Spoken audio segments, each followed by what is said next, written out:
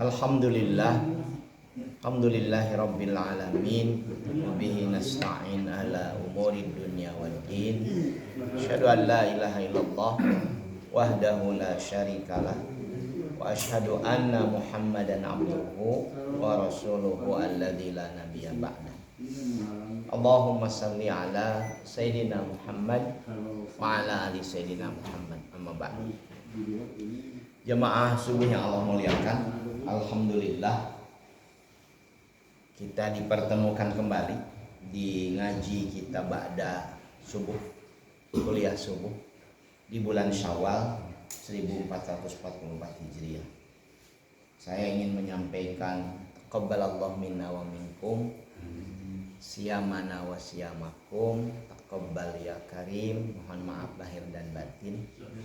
Mudah-mudahan bapak-bapak sadayana sareng keluarga sing sehat, dan mudah-mudahan Ramadan yang kita lalui itu diterima oleh Allah Subhanahu wa taala jadi amal soleh kita.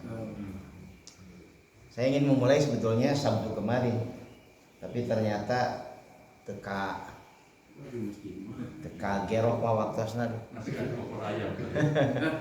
kedah ngajabkeun anak menantu cucu ke dua tempat yang lumayan tebih, jadi tidak sampai. Mudah-mudahan aktivitas yang baru kita akan mulai lagi ini bisa memberikan manfaat. Bapak jamaah subuh yang Allah muliakan, saya ingin ngajak kita semua untuk ngaji kembali apa yang sudah sempat saya sampaikan, bahwa insya Allah di tahun 2023 kita akan ngaji kalau menggunakan tema besar. Ngaji kita itu adalah perjalanan spiritual menuju Allah Subhanahu wa taala. Sudah beberapa pertemuan sengaja kemudian dijeda dengan beberapa momentum penting termasuk Ramadan kemarin. Jadi kita balik lagi untuk ngaji dalam episode di tahun 2023 ini tentang menempuh perjalanan, the journey to Allah Subhanahu wa taala. Dan pada kesempatan kali ini sambil mengingatkan lagi, saya ingin ngajak tadabbur Quran surat Al-Anbiya ayat 87 ayat 88. Ini ngaji awal saya di sini kuliah subuh kita. Jamaah subuh yang Allah muliakan, saya ingin ngajak untuk melihat ayat yang akan kita tadabburi. Dua ayat dalam Quran surat Al-Anbiya. A'udzu billahi minasyaitonir rajim. Wa dhannun idz dzahaba mughadiban fa dhanna allan naqdira 'alaihi fanada fil dhulumati alla ilaha illa anta subhanaka inni kuntu minadz zalimin. Fastajabna lahu wa najjaynahu minal ghammi wa kadzalika nunjil mu'minin. Ini ayatnya. Ayat 78.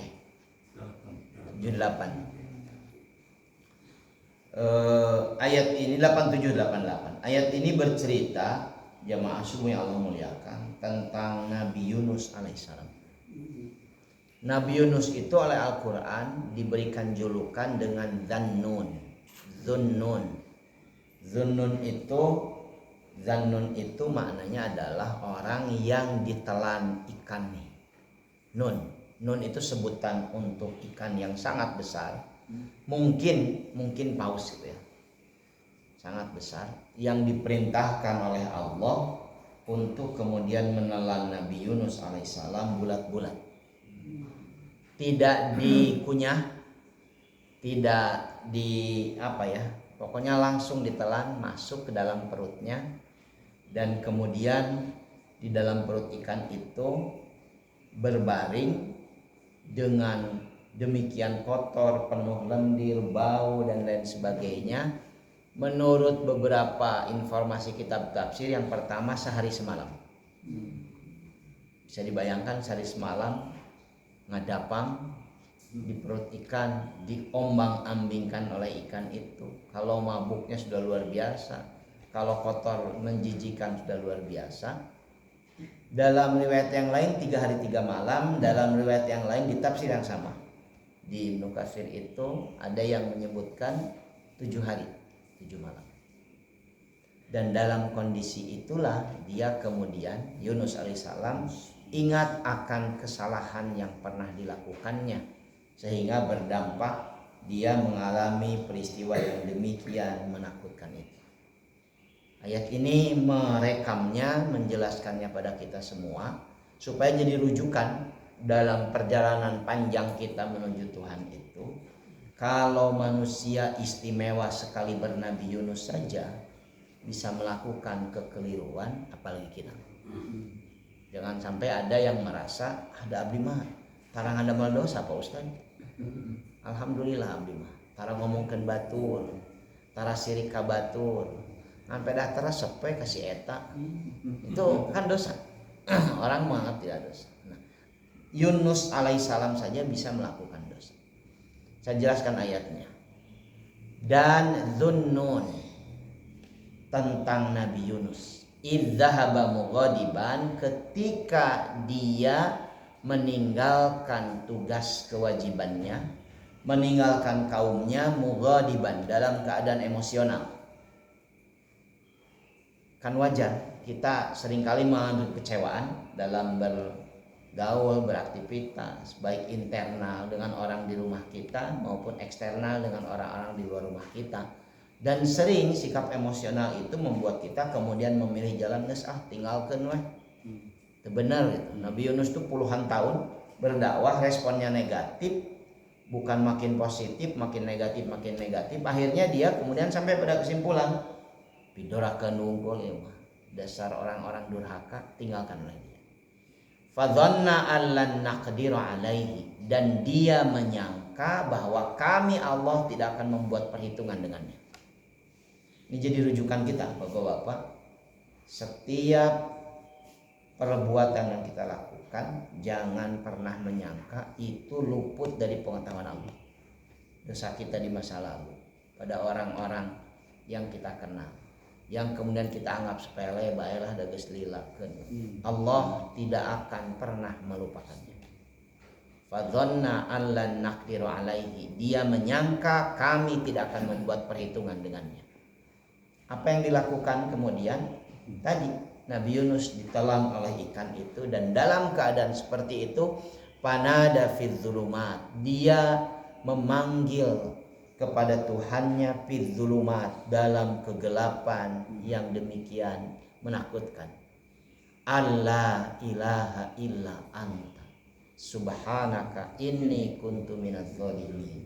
Yang panggilannya adalah pernyataan penyesalan yang kemudian membuat Allah Subhanahu wa taala membiarkannya diombang-ambingkan dalam perut ikan yang gelap itu.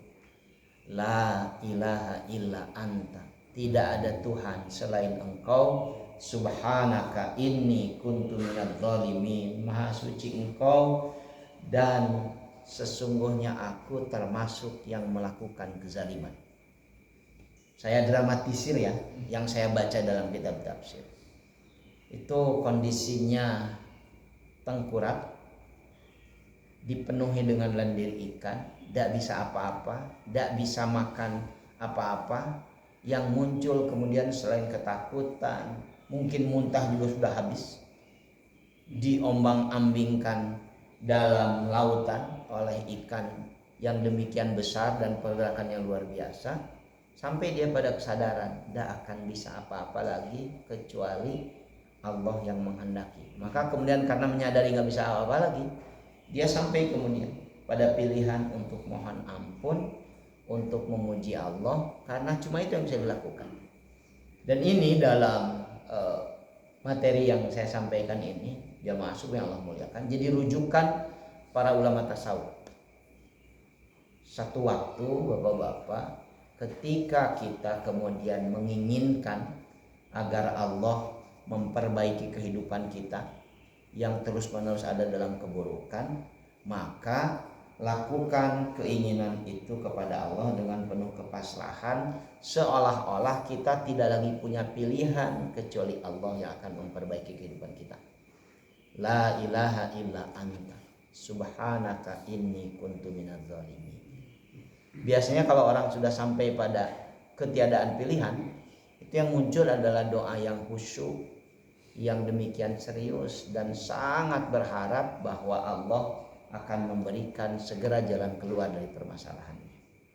Kenapa nih saya ulang-ulang? Karena banyak di antara kita, termasuk mungkin saya juga, dalam berdoa itu ya tidak sepenuhnya khusyuk dengan doa-doa kita. Mungkin karena kita merasa banyak pilihan. Wah, itu jeung si eta ge aya si itu.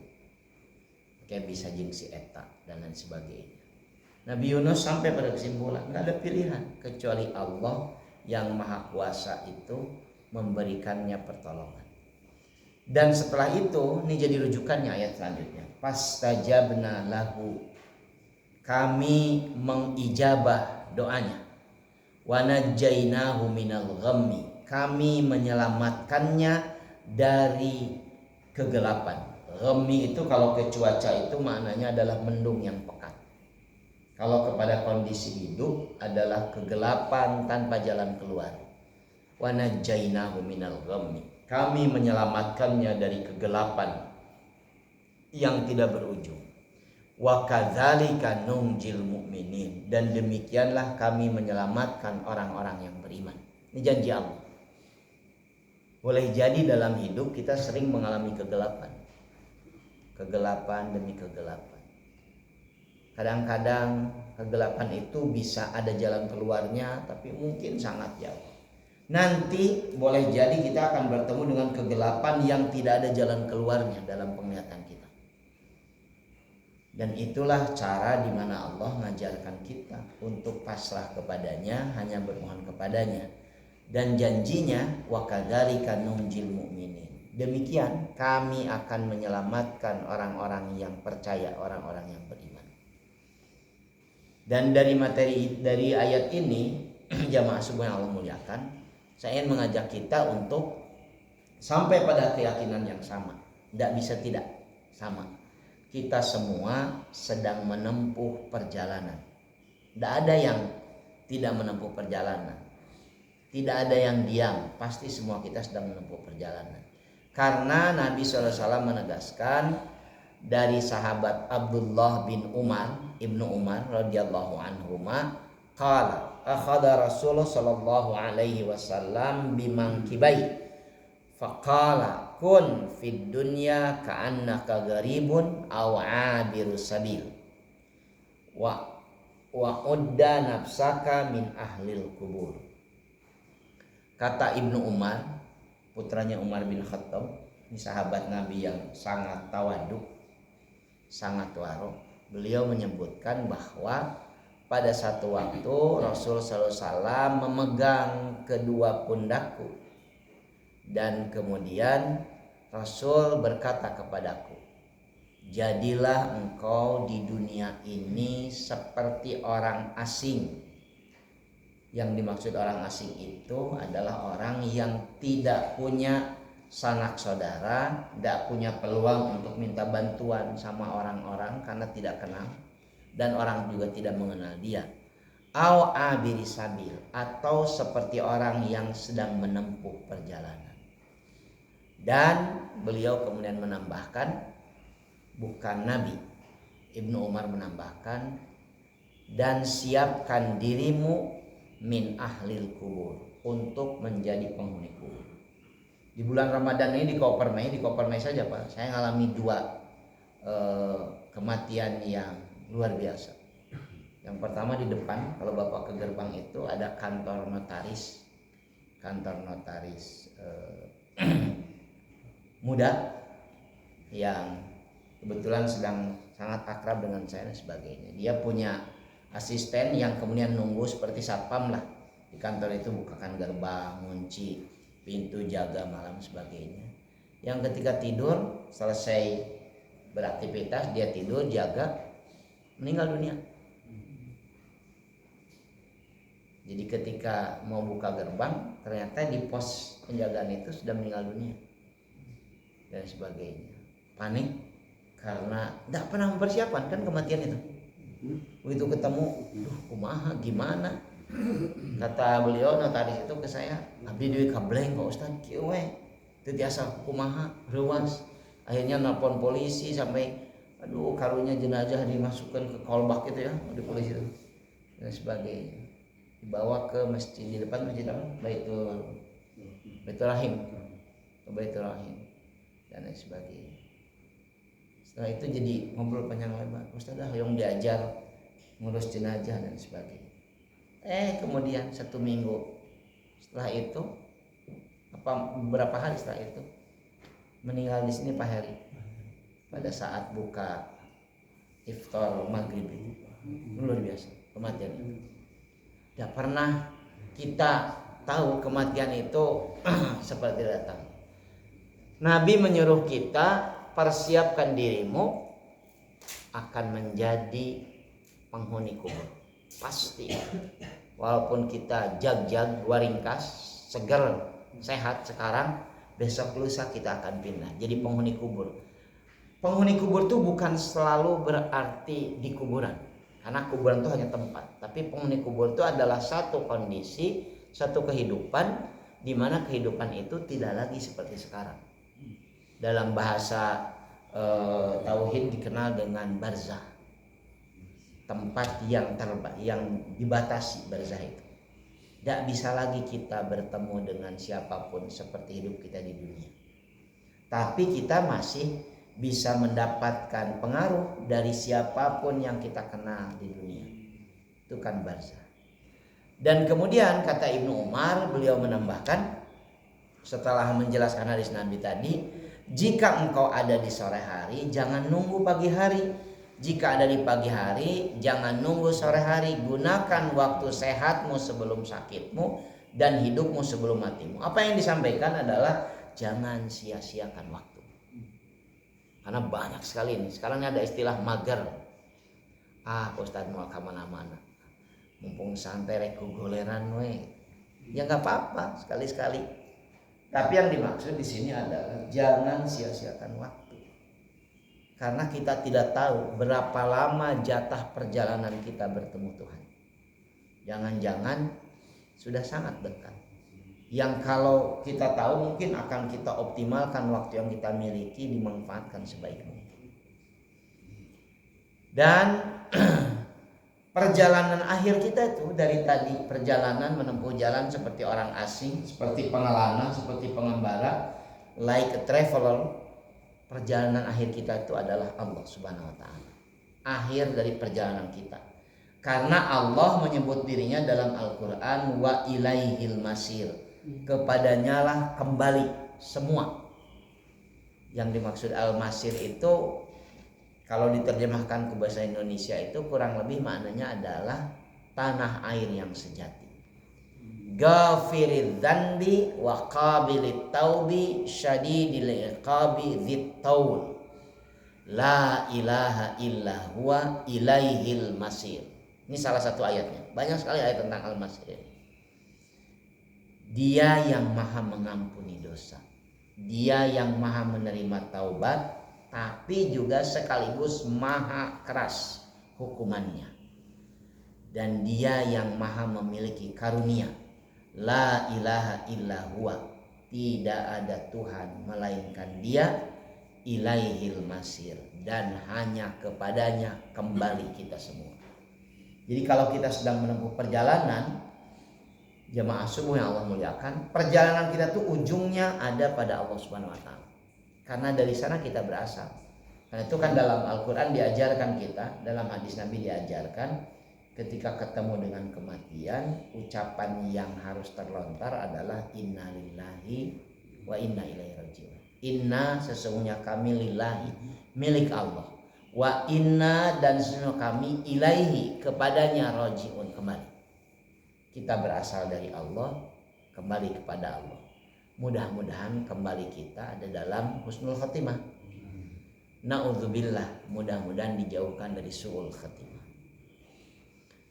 Tapi banyak Pak yang kembalinya tidak husnul khatimah. 3 hari sebelum Lebaran, jadi di penghujung puasa, di mana orang tuh yang sepuh-sepuh terutama jadi makin mendekatkan daripada Allah itikaf. Ada bapak-bapak usianya 67 tahun, saya baca di media sosial di detik.com itu media online, yang meninggal di pangkuan perempuan tunasusila 3 hari setelah sebelum lebaran atau 3 hari setelah lebaran. Ketika orang sedang menunggu untuk silaturahim, ketika orang sedang menunggu, ya aki-aki nurus tunjung bahasa Jermannya, meninggalnya di pangkuan perempuan tunasusila. Naudzubillah. Itu sangat-sangat jelas bahwa itu su'ul khotimah. Tidak mungkin itu dalam kebaikan. Ini yang ingin saya jelaskan. Tempat kembali kita itu sekaligus tujuan akhir kita itu adalah Allah. Allah menegaskan dirinya maha mengampuni dosa. Jadi kalau banyak dosa, ya mohon ampun sama Allah Subhanahu wa taala. Wa qabilit taubi, maha menerima taubat. Kalau merasa banyak kelirunya, ya bertobat kepadanya.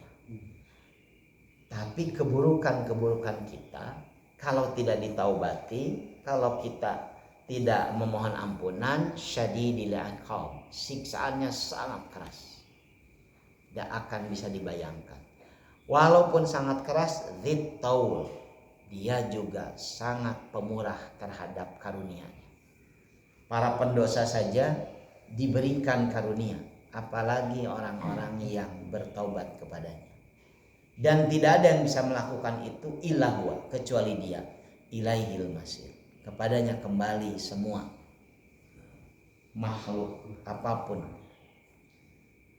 Saya sampaikan ayat ini surat At-Tahrim, surat ke-66 ayat 8. Ingatkan ngaji kita.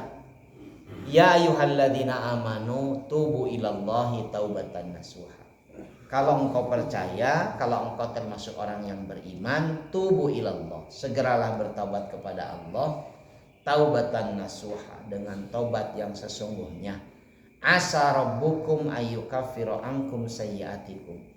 Mudah-mudahan dengan taubat yang sungguh-sungguh Tuhanmu akan menutupi darimu kesalahan-kesalahanmu. Wa yudkhilakum jannatin, kemudian akan memasukkan kalian ke dalam taman-taman indah, tajri min tahtihal anhar, yang di bawah tempat tinggal di taman yang indah itu mengalir sungai-sungai. Yauma la yuhzillahun nabiyya walladzina amanu ma'ah, yaitu pada hari di mana Allah tidak akan menghinakan nabi dan orang-orang yang mengikutinya. Nuruhum yas'a baina aidihim, cahaya mereka memancar dari sebelah kanan mereka, dari depan mereka dan dari sebelah kanan mereka. Yaquluna, dan mereka berdoa, Rabbana atmim lana nurana, Tuhan kami sempurnakan cahaya kami, aura kami, sehingga bisa menerangi semua orang-orang di sekitar kami. Waghfir lana, ampuni dosa-dosa kami, innaka ala kulli syai'in qadir, sesungguhnya engkau yang maha meliputi segala sesuatu. Ayat ini memberikan penegasan kalau kita percaya pada Allah Subhanahu wa taala dan kita akan kembali kepadanya, maka segeralah bertobat.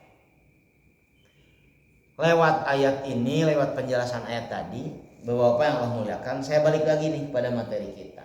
Ada 7 tahap, 7 station, sab'a maqamat dalam bahasa kitab-kitab tasawuf itu, tentang perjalanan yang kita tempuh.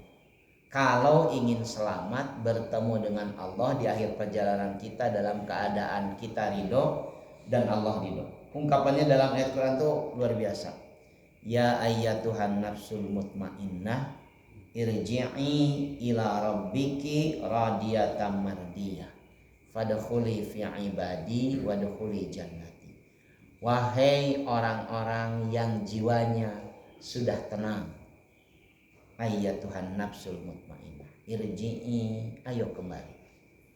ila rabbiki kepada Tuhanmu, radiyatan dalam keadaan engkau ridho, mardiyah dan Tuhanmu ridho.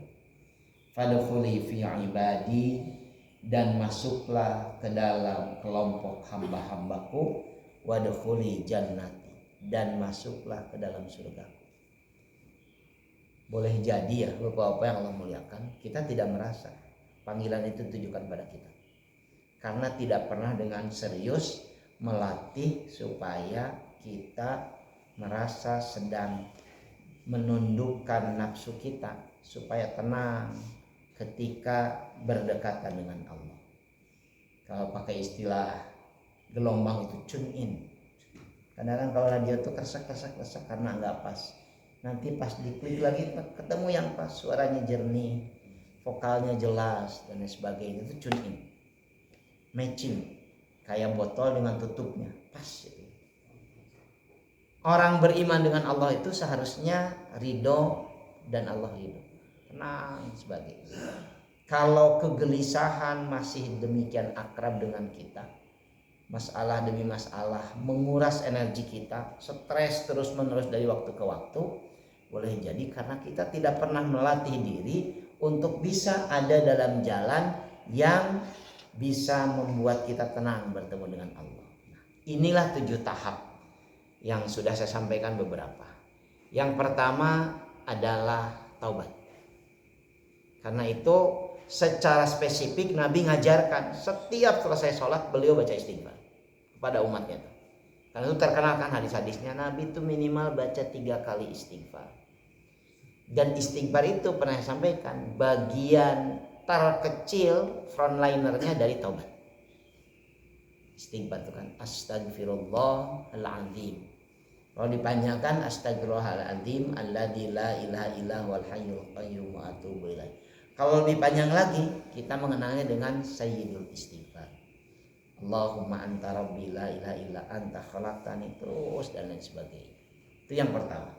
Supaya tune in gelombang kita, ruhiyah kita dengan Allah Subhanahu wa taala, ya persering, perbanyak, bila perlu tiap saat taubat. Yang kedua zuhud. Seingat saya sudah pernah saya terangkan. Zuhud. Latih untuk menggeser dari berbagai kenikmatan dunia, kenikmatan materi dengan kenikmatan yang spiritual. Nanti ada yang bisa menikmati sajam di masjid, dzikir, baca Quran bisa dinikmati minimal dari maghrib ke isya. Karena ada yang ngaji 15 menit saja gelisahnya luar biasa. Posisinya geus gantinya ke 10 kali. Alhamdulillahnya Ustaz teh. Sekolah gitu. Latih Pak. Tanpa pernah dilatih jangan berharap kita bisa menikmati itu. Tune in gelombang kita dengan gelombang Allah. Gelombang Allah itu kan luar biasa. Seluruh dunia, bahkan seluruh alam tidak akan luput dari gelombang. Tapi sinyal ilahiyah itu bisa demikian redup di kita. Kalau kita melakukan kemaksiatan, menikmati dosa, redup sinyalnya. Nyambung-nyambung, disconnect, nggak bisa connecting. Zuhud, latihannya adalah zuhud. Ada yang lebih nikmat selain makanan yang paling enak. Ada yang lebih enak selain minuman yang lebih enak. Ada yang lebih dinikmati selain misalkan punya uang yang demikian banyak, punya mobil yang demikian mewah dan lain sebagainya. Ada yang dinikmati. Dan ini kan luar biasa. Sekarang kan sedang hobi orang untuk, sebagian orang terutama ya, memposting hal-hal materi yang dia miliki. Gaduh tas saya posting, punya motor hebat posting, tunjukkan sama orang.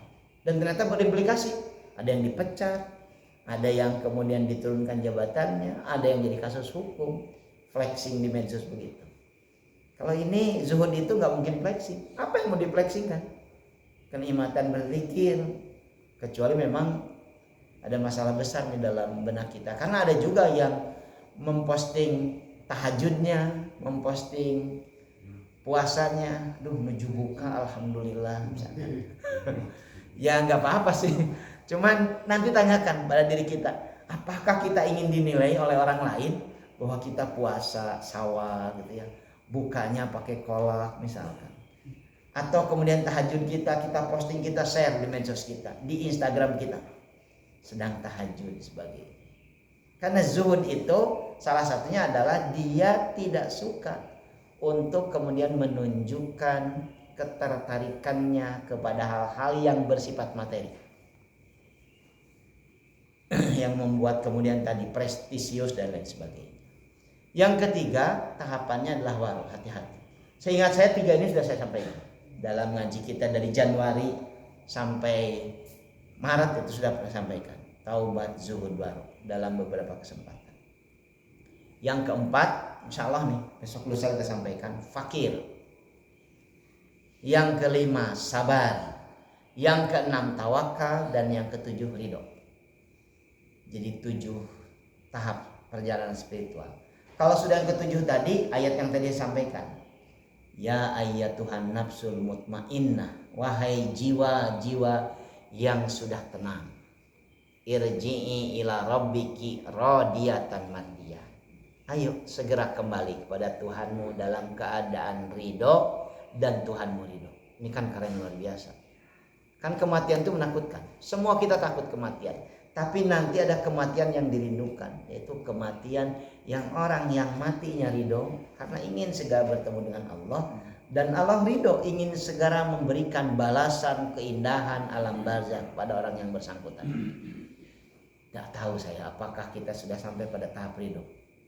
Mungkin ada di antara bapak-bapak sudah sampai pada tahap ridho ini, atau ada yang ditawakal, atau ada yang di tahap sabar, atau ada yang di tahap fakir, atau ada yang masih di tahap taubat, zuhud dan sebagainya. Ini penjelasan para ulama tasawuf. 7 stasiun ini harus kita tempuh, karena kalau tidak menempuh ini, kemungkinan yang akan kita tempuh itu adalah kemaksiatan, keburukan. Bukankah masih banyak orang-orang yang usianya sudah sangat lanjut, sudah senja, tapi orientasi hidupnya masih sangat materialistis, masih sangat, ya pokoknya masih nuturkeun ngalajur nafsu, memperturutkan hawa nafsu. Nah, lewat ngaji ini, kalau dalam bahasa tasawuf ini namanya riyadhah batiniyah. Inilah spiritual exercises. Kita latihan jemaah subuh yang Allah muliakan, sasarangan untuk kemudian memperbaiki tahap perjalanan kita supaya tidak jauh menyimpang dari apa yang semestinya kita tempuh. Itu ngaji kita, jamaah subuh yang Allah muliakan, mudah-mudahan manfaat. Ada, ya masih lah boleh, ada 3-4 menit kalau mau menyampaikan masukan pertanyaan. Enggak Pak, silakan. Assalamualaikum warahmatullahi Waalaikumsalam. Ustaz, saya mau menanyakan mungkin lanjutan dari surat Al-Anbiya ayat 87 dan ayat 88. Nah, saya mah surat Al-Anbiya ayat 88 sama ayat 90. Itu doa yang salah satu doa yang dilakukan oleh saya. Mugi ya Allah, anak saya mendapat jodoh yang muslim lah gitu, mendapat turunan yang soleh-solehah gitu. Ya. Tapi kenyataan karena dia sehari-harinya tinggal di negara boleh dikatakan minoritas non muslim gitu kan, minoritas muslimnya gitu. Jadi saya agak ketakutan kalau seumpamanya dia pacaran sama orang di situ, kalau bilang ke saya mungkin takut nggak diizinkan, jadi mengikuti jejak kakaknya, tidak bilang ke saya, dan akhirnya tiba-tiba Jadi cakap dengan seseorang itu kan. Nah, pertanyaannya, bagaimana ketak saya kalau seumpamanya kejadian kayak begitu dan sampai akhirnya menikah tanpa izin gitu kan? Gitu. Itu. Saya langsung jawab ya. Ya. Ini kasus umum lah, bukan kasus beliau saja. Semua kita, bapak-bapak yang memuliakan, saya juga sudah punya menantu, sudah punya cucu, alhamdulillah. Gaduh budak hiji dan sebagainya. Semua kita tuh punya kekhawatiran akan masa depan anak kita, sieun miskin, sieun teu maju dan sebagainya. Dan salah satu kekhawatiran kita sekarang nambah lagi, sieun jauh ti agama. Saya yakin betul bapak-bapak nggak akan ninggalkan Islam sampai ajal menjemput. Tapi apakah kita yakin anak kita, cucu kita tidak akan meninggalkan Islam? Kan khawatir kita. Kumahanya makaning kana salat teh budak teh. Kaning kana itu jabat jauh, apalagi pergaulannya gimana? Beliau tadi ngutip doa Zakaria dalam ayat lanjutannya.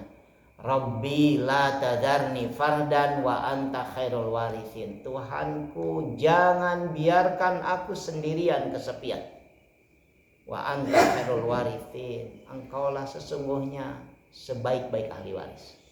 Dalam konteks kasus itu, kasus yang disampaikan beliau dan kekhawatiran kita pada anak, bapak-bapak yang Allah muliakan, yakinkan bahwa Allah lewat doa ini sedang mengajarkan pada kita, jangan sampai ragu bahwa Allah akan meninggalkan kita.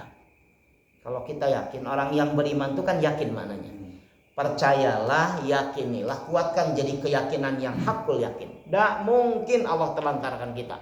Tak mungkin Allah sia-siakan ikhtiar kita sehingga anak kita kemudian melakukan hal yang demikian tercela. Ikhtiarkan.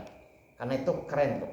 Terus menerus. Jadi orang tua tuh anaknya hubungi, telepon, sampaikan keinginan kita dan lain sebagainya sehingga tertanam di benaknya bahwa orang tuanya demikian sayang, demikian khawatir dan lain sebagainya. Biarkan nanti Allah yang menjaganya. Karena kemampuan kita terbatas. Jagaan budak orang. Gak bisa paling 2-3 jam. Paling 2-3 hari. Saya sejak tamat SD itu kan anak itu sudah jauh. Jauh. Kemudian di tempat lain. Tidak ada orang tua, tidak ada kerabat. Apa yang dilakukan? Ya sudah. Doa sama Allah. Ya Allah nitipun anak. Itu doa orang tua kita. Itu doa kita. Ya Allah saya titipkan anakku padamu. Saya titipkan cucuku padamu. Saya titipkan, bukan cuma rumah dititipkan itu. Kasatpam kan nitip mangnya bumi. Titipkan juga sama Allah. Ya Allah titipkan. Satu Pak berarti ya. Tingkatkan keyakinan kita. Jalmi-jalmi anu jahat saja. Coba Pak lihat sekeliling. Orang-orang jahat, para koruptor saja oleh Allah diberikan anugerah luar biasa. Hirup kemudian juga berlimpah. Orang-orang yang yakin seperti kita seharusnya punya keyakinan lebih. Dan mungkin Allah tinggalkan kita, itu yang pertama yang ingin saya sampaikan. Dan yakini juga yang kedua, fastajabna lahu. Ini 3 ayat ini kan gitu. Fastajabna lahu, kami akan mengijabah permohonannya. Apa artinya? Jangan pernah berhenti bermohon. Jangan overconfident, merasa yakin, abdi mah percantan atau budak abdi mah keren, hebat. Mual mungkin. Nggak ada yang nggak mungkin. Ada dokter Pak, dosen Universitas Muhammadiyah Makassar, dokter dalam bidang sosiologi agama, fasihah baca Qur'annya, hafal mungkin ratusan ayat Qur'an, hafal ratusan hadis, jadi pendeta keluar dari Islam. Kenal namanya? Saifuddin, yang kemudian sekarang tinggal di Amerika, jadi pendeta. Apalagi kaliber kita, Mas Antren hente, bisa bahasa Arab hente, hafal Quran tidak, hafal hadis ente, sangat besar peluang kita untuk keluar dari agama. Kalau kita tidak terus-menerus mendekatkan diri, melatih untuk tune in dengan Allah Subhanahu wa taala. Sekarang kita sedang mendengar apalagi tahun politik. Karena itu saya tidak punya minat besar untuk bicara tentang kontestasi politik. Karena politik seringkali membuat agama menjadi demikian menakutkan. Mun teu milih si eta ka neraka, mun teu milih si eta maneh kafir, mun teu milih si eta maneh munafik, mun teu milih si eta. Demikian menakutkan beragama. Apa dampaknya? Jutaan orang-orang Islam, orang-orang beragama tidak lagi menikmati beragama. Naik sekarang levelnya, pindah jadi agnotisme, enggak percaya agama. Kewajiban kita, kewajiban saya agamawan, kewajiban bapak-bapak semua, sampaikan narasi agama tuh yang menenteramkan, menenangkan, meyakinkan. Nyanyi tenang jeung orang Islam teh. Dan jeung ustaz teh yang ngeunaheun, ieu mah ngaji ti dieu dikafirkeun, ti ditu dipenista agamakeun, di dieu dimunafikeun. Geus lah tong ngomong agama, tong bawa agama, kan itu yang terjadi. Itulah kekeliruan kita. Dan itu yang membuat banyak orang, terutama anak-anak muda, anak-anak kita enggak tertarik ke agama. Lihat sekeliling kita, mana anak-anak muda di sekitar kita, anak-anak kita bunga, orang makin tidak menarik. Saya merasa punya tanggung jawab itu, supaya tadi beragama itu mengasihkan, menenteramkan, menenangkan. Orang kan jauh, paseon aja agama, karena agama itu kan fatal. Mun maneh teu nurut kafir, neraka, bukan mengerikan.